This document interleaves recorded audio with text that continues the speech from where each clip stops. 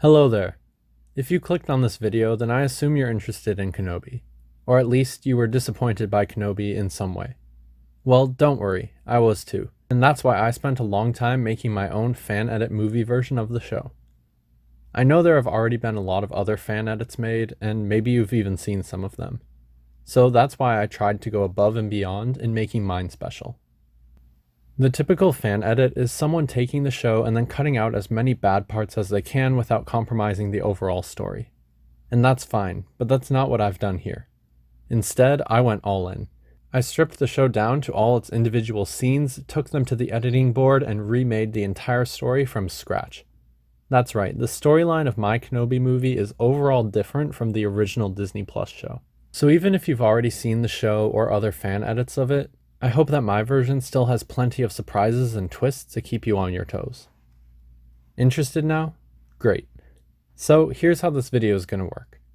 First, I'll give you a spoiler-free overview of what my goals were for the project. Then I'll broadly explain what types of changes I made for people who have already seen the Disney Plus show. And finally, I'll give some details on the specific story changes that I made so you can get the whole picture of my edit. Don't worry, I'll give proper spoiler warnings before each section, just in case you haven't seen the original Disney Plus show, or if you just want to go into my fan edit movie without knowing the changes beforehand. Either way, be sure to come back after you've seen my edit, or just stick around till the end now. So without further ado, let's get into some spoiler-free descriptions of my goals for this project. As you might know if you've seen my reviews of the show as it came out, I thought the Kenobi show on Disney Plus was extremely hit or miss. You may have also noticed that throughout my reviews, I had wrongly been calling Reva, so I'll start pronouncing her name the right way from now on. Although I still think Reva sounds better than Reva. But anyway, the show had a lot of really cringeworthy moments with bad acting, nonsensical story choices, missed opportunities, and often all three at once. But under all that wasted potential, there were still some definite diamonds in the rough. The Kenobi show is made of small, emotionally powerful Star Wars moments hidden among hours and hours of bad filler content, all wrapped up in a story that causes more problems than it solves. My main goal for this project then was to separate the good from the bad and concentrate it down to one pure Star Wars story movie like Rogue One, where even the most critical Star Wars fan could just sit back, relax, and enjoy a good Star Wars movie again, without any distraction from all those things that pull you out of the movie and make you worry about what they're doing to your beloved galaxy far, far away. There were some questionable costume and acting choices that I can't fix with a fan edit, like the Grand Inquisitor, so I just focused on what I could control, that being the characters, the pacing, and the story. Let's start with the pacing. The Kenobi show on Disney Plus was originally supposed to be a movie. Then it got extended to a miniseries once Disney realized that TV shows keep viewers subscribed longer and it keeps the hype train going for a few extra weeks. This is why basically all the new content coming to Disney Plus now is a TV show, whether it be Marvel, Star Wars, or even the sequel to Willow. The problem is, taking the story of a movie and stretching it out into a miniseries for financial reasons leaves it feeling, well, thin, sort of stretched like butter scraped over too much bread. So cutting down the story to only include key moments really did a lot to help with the pacing, and I found that being able to watch the whole Kenobi story in one sitting as an epic adventure, rather than breaking it up over 6 episodes, did a lot to maintain the emotional power of the story. This is why I cut down the 5-hour miniseries into a standard 2.5-hour long movie. As for the characters, there are a lot of general complaints that I had for myself and also heard from other Star Wars fans. The biggest one is the newly introduced antagonist of the show, Reva, that she wasn't intimidating and also that she took away the show's focus too much from other characters. This is why in my version I significantly decreased the story's focus on her while also making her a much scarier villain right away from the first scene. But there are also a lot of problems with how she's able to take away the focus and power from Darth Vader in the original show. So besides making Reva a much more intimidating and scary villain, I also made sure to keep her solidly in Vader's shadow, as just an extension of his search for Kenobi, rather than her being her own attention-stealing side character that takes all the spotlight. She's still complicated, but she's not the main character of the Kenobi show anymore. The show is about Kenobi recovering from Revenge of the Sith, which means that at its core, the story needs to be about him and Vader, which is why I spent a lot of time making Vader into the main antagonist, upgrading his presence in every scene, at least as a background figure, and establishing his relationship with Obi-Wan as the driving force of the story. For character changes, I also removed all the scenes and moments which I thought degraded Obi-Wan's character in some way. It's good and important for the main character to have flaws and to make mistakes, and I guarantee that the Obi-Wan in my movie edit is by no means perfect. But the extent that Disney went to in denigrating Obi-Wan's character in the original show, it just struck me as excessive. Obi-Wan is broken down, traumatized, and he makes mistakes, sure. But I removed the scenes that made him look like a loser, like he had given up on his mission, or like he was incompetent. The Obi-Wan in my movie edit is as best an extension of the Obi-Wan from the prequels that I could manage, and I like to think that the result turned out pretty well. Now on to the story. There are some really big story issues with the Disney Plus Kenobi show that caused me to completely rework a lot of it from scratch. I'll keep it vague here for the spoiler-free section of this video, but let's just say that I significantly changed Reva's character motivation and origin story. I added in a new early rebellion subplot, I consolidated some story beats that were repetitive or unnecessary, I turned some questionable story moments into force visions or nightmares, and I reframed Obi-Wan's story so that he would be the main character with Vader, as it should have been from the start. The biggest story change by far was how I completely removed most of Reva's original character arc and basically rewrote her story from the ground up, taking inspiration from old expanded universe content. So hopefully you all like the changes as much as I do. Unfortunately, there's not much more I can say about the changes to Reva here without getting into massive spoiler territory for the original show. So let this be your official spoiler warning. From this point in the video on, I will assume that you have seen the entire Kenobi series in its original form on Disney+, or at least that you don't care about spoilers for it. I won't be spoiling any specific changes for my own fan edit just yet. I'll only tell you about the things I cut or changed from the original, without telling you exactly what I changed them to. So if you don't want spoilers for Kenobi on Disney+, you can go watch it now, or check out the description of this video for my fan edit movie version. And make sure you're a Disney Plus subscriber before checking out my fan edit, as all the clips used are of course from Disney Plus and the original property of Disney. Anyway, for those of you interested in what things from the original show I cut out or changed, let's get into it now. As I mentioned earlier, I cut out all the scenes where Obi-Wan was being unnecessarily disrespected in a way that hurt his character or the story. This means I took out a lot of the parts where young Leia was making fun of him, I took out the part where Leia runs away from him and doesn't trust him on Daiyu, and I took out his goofy slip of the tongue where he accidentally calls her Leia right in front of stormtroopers while they're trying to hide. I also removed the scene where the rebels from the path basically accuse Obi-Wan of being selfish for facing Vader rather than staying on the ship with them till the end. And I removed the part where he tells the other Jedi to go away and hide in the desert and bury his lightsaber and things like that. In fact, I cut out that other Jedi on Tatooine entirely. Another thing I cut out was almost everything from episode 4 of the series. So much of it was just so poorly made, and it was repetitive for Leia to be captured a second time. So I basically scrapped just about everything from that episode. I did manage to save the scene of Reva interrogating Leia though, because I thought that was a really well done one. Unfortunately, I'll admit that I couldn't find a good way to save the scene of angry Vader storming in and force-choking Reva, because that just didn't really fit in with my new version of the story anywhere. But don't worry, I do still include a lot of new Vader content that's equally scary and intense. And Vader's relationship with Reva is still a serious one in my movie. That's right, I removed all the scenes where Vader is super nice and gentle to Reva for no reason. Vader is an intense man who doesn't take resistance from anyone, so I made sure to leave his relationship with Reva as it should have been from the start. All special treatment is removed and he talks to her the same way he talks to every other Imperial and every other Inquisitor. Something else I removed is the mystery behind Reva. In my version, you learn that she was a Jedi youngling right away up front, and that's how she knows Obi-Wan, Anakin, and that Anakin is Vader. Her secret plan to use Kenobi to get close to Vader so she can assassinate Vader has been removed completely, because honestly it didn't make sense in the first place.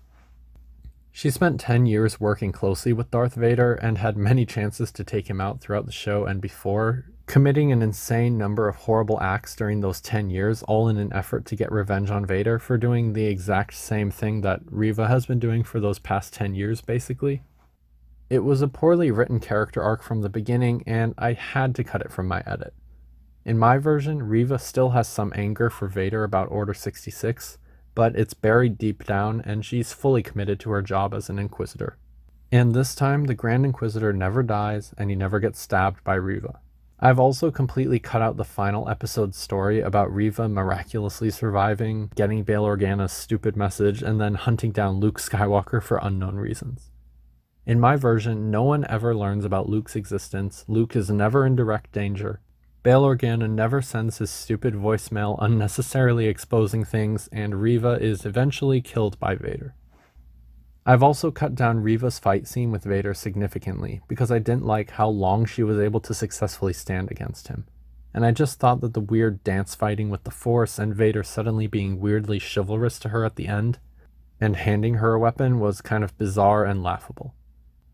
I've cut down that final fight between them significantly to the point that it's no longer even a fight in my version. Things happen in the story that make Reva try to take down Vader, and Vader utterly and quickly puts her in her place with zero effort on his part. Along with this, I also cut some small scenes of random Imperials and Inquisitors not taking Vader seriously. The point isn't for Reva to be a super strong character on her own. The point is that for most of the movie, you see Reva as being the strong, intimidating, scary villain, and then when you see her confront Vader, you see Vader instantly crush her, which shows you just how intense and strong and scary Vader himself is, which is what you need for the finale. Another major change I made was to Obi-Wan's fight with Vader. I mostly removed the first Vader Kenobi fight from the original series, just keeping a few key moments for use in Force visions and nightmares, and things like that. This is because I didn't like Vader being able to completely defeat Obi-Wan at this time period, especially so easily and devastatingly. I've entirely removed the subplot of Obi-Wan being out of touch with the Force, and to better fit with A New Hope, I made it so that Obi-Wan is consistently more powerful than Vader throughout the entire movie. The tension doesn't come from Vader being able to defeat Obi-Wan and Obi-Wan trying to survive. It comes from Obi-Wan struggling to deal with the feeling that he's unleashed hell upon the galaxy by failing to properly train Anakin. In my version, Obi-Wan has Force visions of losing a fight to Vader. He baits Vader and distracts him without fighting as a way to protect Leia. And then, at the end, Obi-Wan mostly dominates Vader in the final fight. Something that I feel fits much better with their conversation in A New Hope, with the characters' relationship and also with exploring the complex relationship that Obi-Wan has with Vader. Yes, in my version they still do meet in person a few times, but I edited things to make sure that it's tastefully done and that it's all consistent with their battle from A New Hope. And last but not least, I removed everything cartoonish or slapstick or awkwardly written. No more defeating stormtroopers with your bare hands. No more Obi-Wan weirdly saying that he wishes he was Leia's father. No more Leia running away from everyone in a slapstick way. No more random Jedi named Nari that exposes himself right away to the Empire. And no more random unknown rebels stealing the spotlight away from characters we actually know and care about. I know this will devastate all of you, but I'm sorry I had to cut out Wade from the movie. Right behind you. Wait! Now, if you want to go into my fan edit movie fresh, to be surprised without knowing all the specific changes I made and what I changed them to, this is your spoiler warning for my fan edit movie. Again, you can find a link to the movie in the description and watch it from there. Of course, as always, make sure you're a Disney Plus subscriber with access to the original show, as Disney is the creator of the original Kenobi series that I pulled from to make this edit. Then, once you've seen my movie, be sure to come back to this video to check out details on the changes that I made and see the surprise announcements I have at the end of the video for the people who have already seen the edit.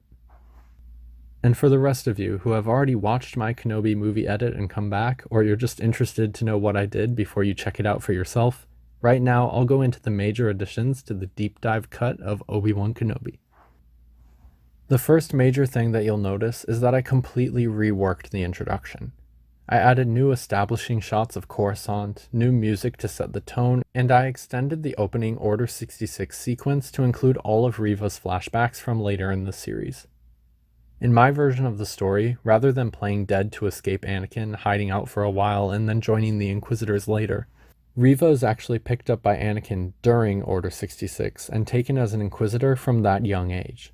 My inspiration for this was from the Force Unleashed games, where Galen Merrick is picked up by Vader after he's discovered hiding with his Jedi father on Kashyyyk, and the young boy is trained to become the Empire's secret Dark Jedi assassin known as Starkiller. I make this change explicit in my Kenobi movie by showing Anakin looking at Reva during Order 66 and then cutting immediately to the scene of her hunting young Luke from the finale. In my movie, this is just some random Force-sensitive kid, and Reva is tasked with killing him as her final test to become a full Inquisitor. This is explained through new voice lines by Darth Vader that I ripped from the Force Unleashed video games, and it explains her hesitancy to kill the kid and also adds a lot of darkness and brutality to her as a villain right from the opening scene. As for why the kid looks so much like a young Luke Skywalker, well, you can just assume that's a coincidence and he's just a similar looking kid. But if that's not good enough for you, I also have another explanation built in, as this scene ends with Obi-Wan waking up from it as a nightmare Force vision. This is how Obi-Wan knows of Reva right from the beginning, and it shows how he can feel that she's a potential threat to Luke. After waking up from this Force vision nightmare of the past and potential futures, Obi-Wan watches Luke from afar to make sure he's safe. I then cut to Obi-Wan's daily life on Tatooine, which is pretty much the same as the original show, except that I cut out the second Jedi, Nari. The story, dialogue, and acting of Nari were all so bad and unrelated to the story that I just cut him out altogether and left him as a random generic Tatooine resident in the background. In my edit, the Inquisitors are on Tatooine specifically because they heard Jedi rumors there about Obi-Wan, and I also made it so that Reva is sick of the Grand Inquisitor's methodical ways so much that she straight up kills the cantina owner mid-conversation. No Nari means no Jedi to stop the knife by keeping his hand up in the air way too long and stupidly exposing himself with the Force. This also goes along with Reva's scary youngling killing introduction to make her an extremely brutal and intimidating villain right away from the start, before she even meets Obi-Wan or Owen. It goes a long way to making her much, much more threatening in all of her future scenes. From there, things go similarly to the original with only minor cuts, until Leia is captured. In the original show, Reva captures Leia to get to Obi-Wan so she can also get to Vader so she can assassinate him. But that plan puts too much focus on Reva and it also doesn't make much sense, so I've completely changed her motivations. In my new movie, Reva fights with the other Inquisitors because she's bored of hunting Jedi that are basically extinct, when she would much rather hunt the new growing rebellion. In my version, Reva doesn't know Obi-Wan is alive, and she doesn't care about him personally. Instead, she kidnaps Leia to try getting information about the new rebellion, or to use her as bait to lure out the new rebels. I made this change by moving the scenes of Reva's interrogation of Leia to the first time that she's captured on Daiyu, implying that Reva took a couple stormtroopers and her personal ship with some bounty hunters to go do this unsanctioned mission in secret. But then Obi-Wan comes to rescue Leia, prompting Reva to personally hunt them down and discover that Leia's rescuer is in fact Obi-Wan, who she assumed to be dead. Upon realizing that Obi-Wan is there and wanting to be a good Inquisitor, she tries to take him to Vader, but she's distracted by the other Inquisitors, who show up then to scold her for straying from their orders.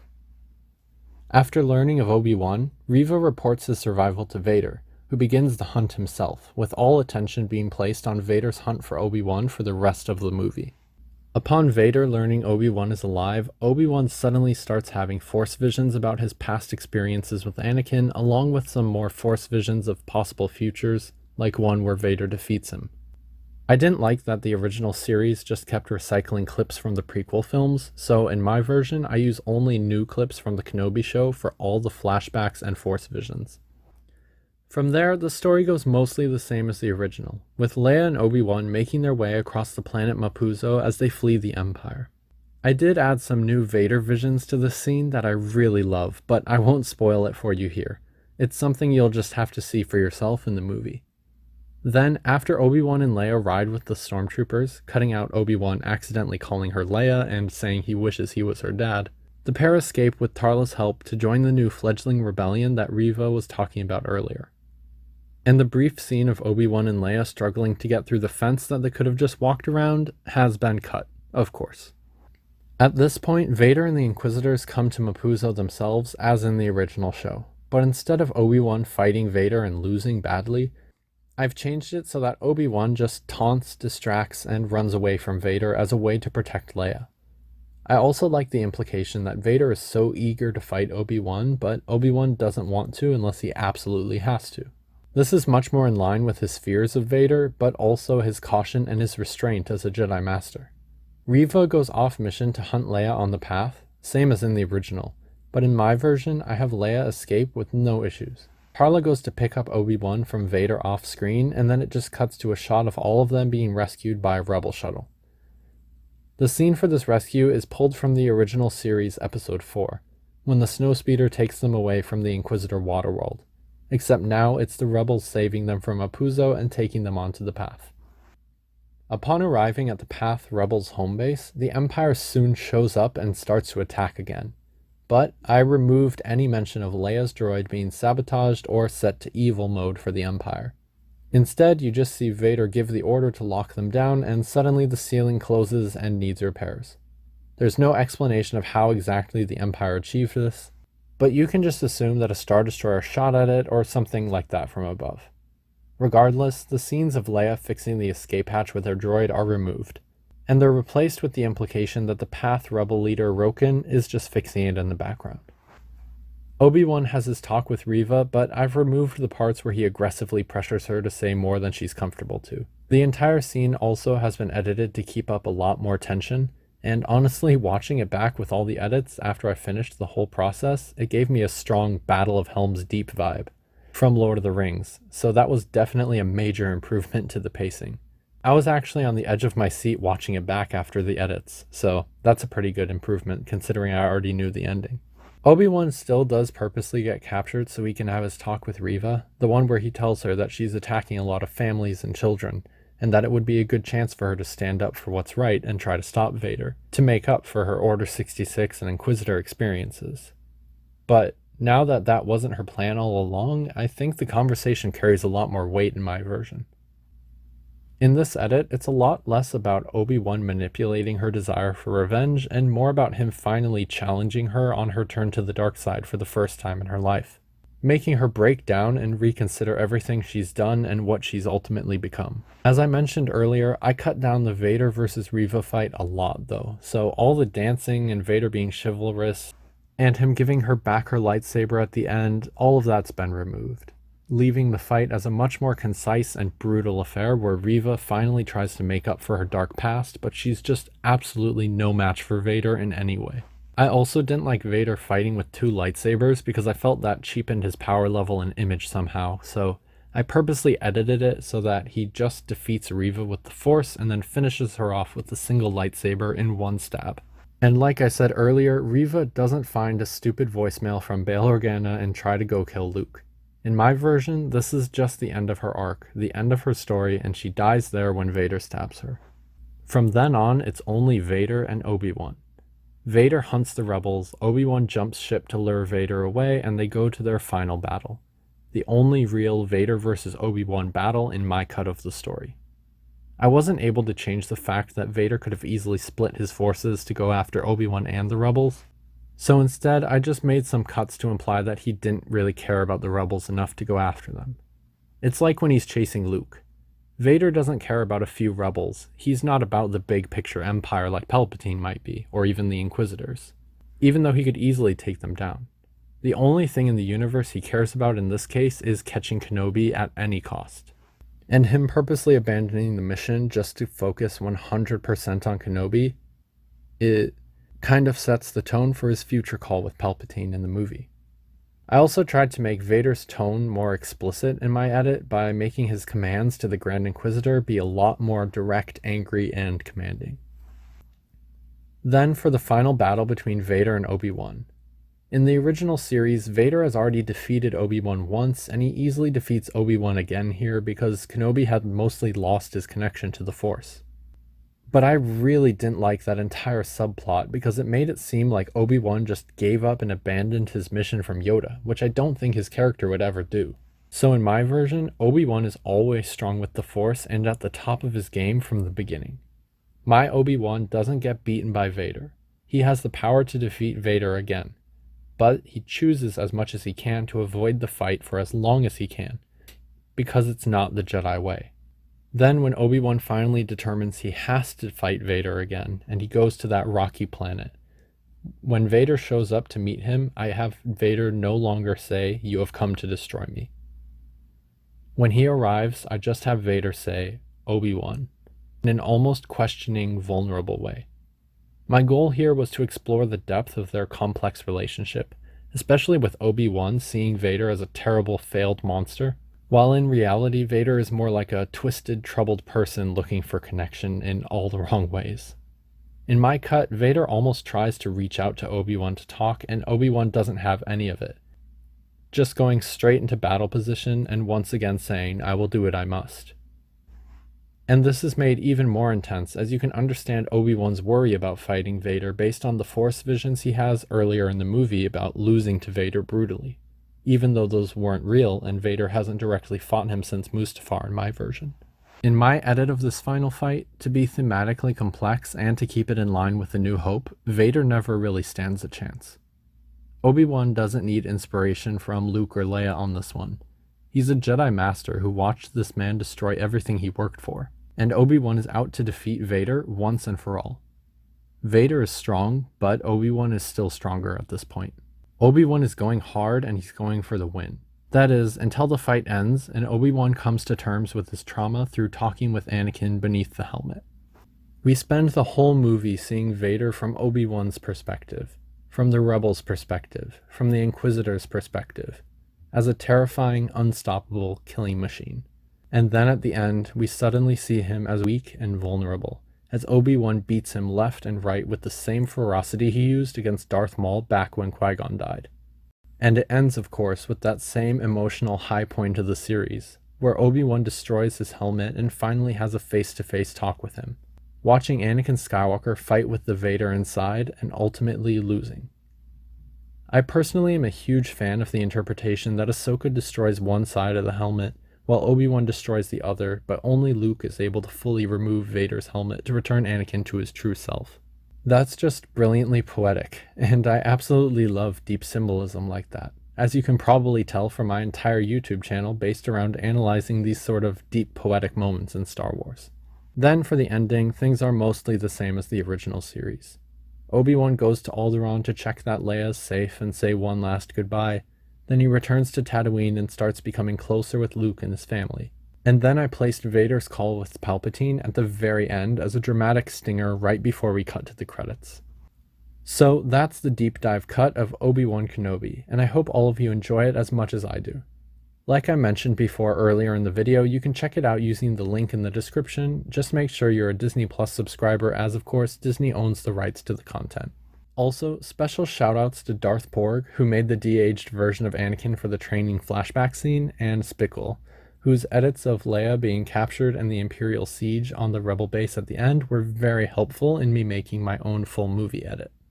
Another shout out to Matt from the Matt Cave as well, who helped me get this project off the ground from the start and gave me support through the whole editing process. I've linked all their channels in the description below, so go check them out. Now, with all of that said, as I reached the end of this project, I had the idea that it would be fun to treat this as an actual movie release. If you have your own YouTube channel and you want to make your own review of my fan edit, just post a link in the comments to your video and I'll add it to my description so everyone can see it. Just make sure to tag this video in your own description or comments and give me credit for the final fan edit, of course. And one more announcement. This was by far the biggest project I've ever taken on for my channel. So if you like my Kenobi edit, then I encourage you to like this video, leave a comment, and share the video with friends. That really helps my small channel grow, and I appreciate every time you guys interact with my videos. Again, thanks for your support and for subscribing to my channel. I really appreciate it, and I hope you have as much fun watching my Kenobi fan edit as I did making it. And with that, until next time, this is Deep Dive, signing off.